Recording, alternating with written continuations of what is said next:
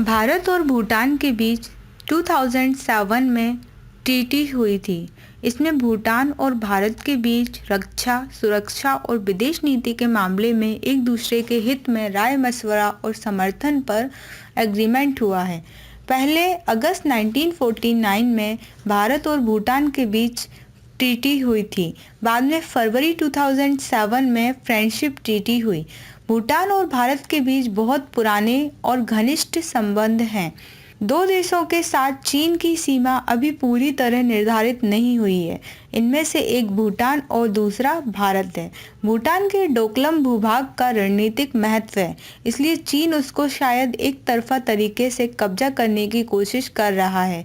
भूटान उसको अपना क्षेत्र मानता है। भारत का भी इसमें एक किरदार इसलिए है क्योंकि तीनों देशों के बीच में ये समझौता है कि जहाँ भी ट्राई जंक्शन होगा, यानी जिस बिंदु पर तीनों देशों की सीमाएं तय होंगी, वो तीनों देशों के बीच बातचीत से ही तय होंगी। चीन की इस एक तरफा कोशिश का विरोध करना जरूरी है। ये कहने की जरूरत नहीं है कि डोकलाम के नीचे चुंबी वैली है, जिसे हम चिकन नेक कहते हैं, जो पूर्वोत्तर भारत का संपर्क मार्ग है। हम समझते हैं कि भारत और भूटान के बीच जो संधि है, उसके मुताबिक भारत का अब तक का जवाब बिल्कुल सही कहा जाएगा। इसमें भारत के भी अपने निजी, रणनीतिक और बहुत अहम हित हैं। भारत चीन तनातनी पर क्या कह रहे हैं भूटान में रहने वाले भारतीय?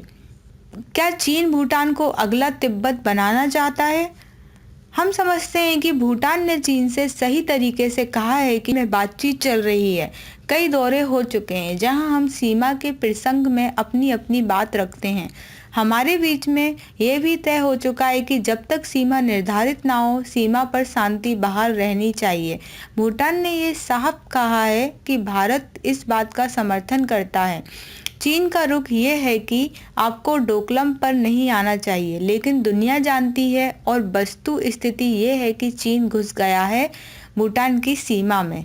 भूटान छोटा देश है, लेकिन हर देश संप्रभु होता है।